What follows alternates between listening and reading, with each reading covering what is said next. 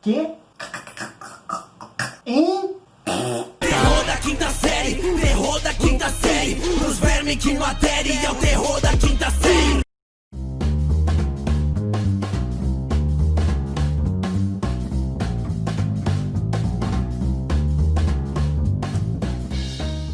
E aí, jovens, tudo bem com vocês? Antes de começarmos, se você não é inscrito ainda, ó, já se inscreve aqui embaixo, clica no sininho para ativar todas as notificações, beleza? Vamos falar hoje de uma ficção científica que traz em seu cerne a representação de um dos capítulos mais cruéis da história da humanidade, o Apartheid.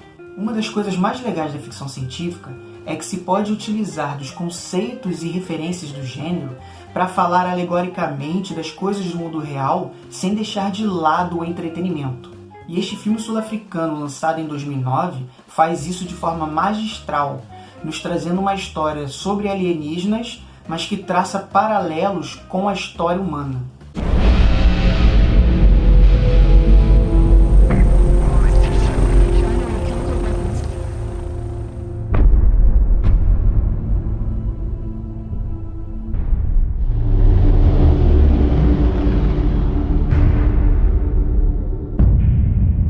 No filme dirigido por Neil Blomkamp, uma nave alienígena desce sobre Joanesburgo e uma multidão de aliens subnutridos é encontrada. Como não conseguem ir embora, eles passam a viver num local afastado dos humanos, o Distrito 9 do título.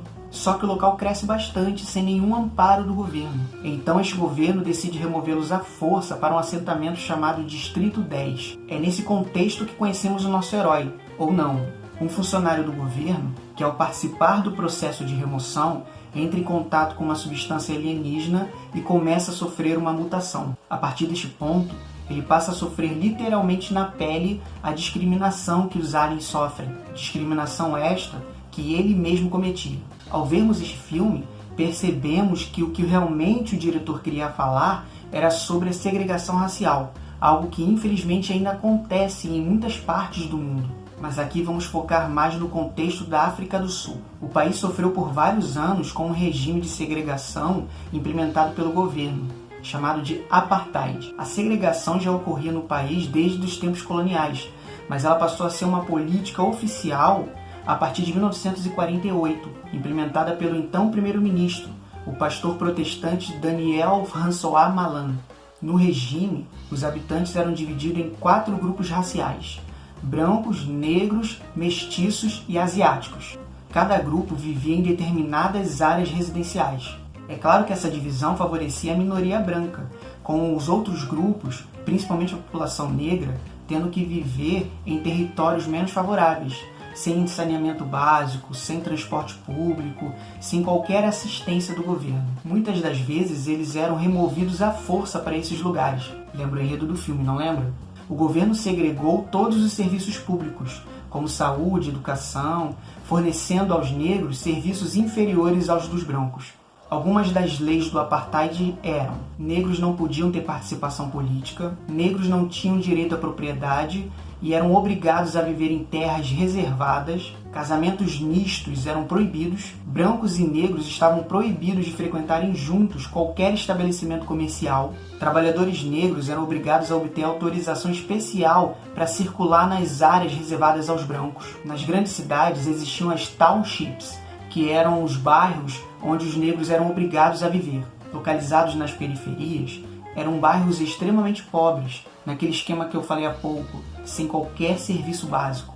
Um desses bairros, na cidade do Cabo, era o Distrito 6, onde entre as décadas de 70 e 80 ocorreram remoções forçadas das famílias, dos habitantes do local, para outro lugar, assim como no filme. E prestem atenção, Distrito 6, Distrito 9. Só virar. A partir de 1971, foram criados os Bantustões, que eram territórios reservados para a população negra de acordo com a sua etnia.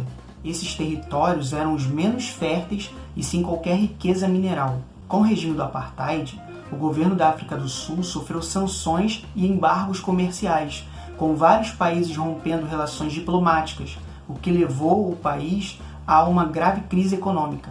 mas a oposição mais importante foi a do CNA, o Congresso Nacional Africano, um movimento político que lutou fortemente contra o regime segregacionista, fazendo protestos e lançando uma campanha de desobediência civil. E como o governo reagia? Violência. Muita violência. Um desses casos foi um massacre na cidade de Sharpeville, onde durante um protesto a polícia reagiu com rajadas de metralhadoras, matando 69 pessoas e ferindo outras 180.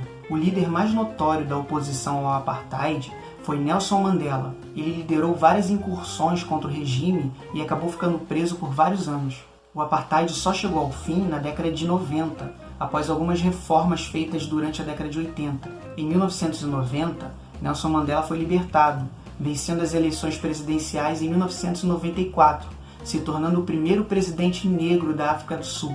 Mesmo com o fim da segregação como regime, ainda se pode sentir reflexos na vida social da população. Por isso a importância de filmes como este, que nos faz lembrar do que o ser humano é capaz. E realmente algo assim não deve ser esquecido, e sim lembrado para que nunca mais se repita. Afinal, este é o papel da história, nos mostrar o passado para, no presente, corrigirmos os erros e construirmos um futuro melhor. É isso aí. Espero que tenham gostado. Não se esqueçam de curtir e compartilhar o vídeo, que vai ajudar bastante. Lembrando que eu sempre vou colocar aqui na descrição do vídeo algumas opções de leitura sobre o tema. Então, lembre-se de estudar a história. Até a próxima!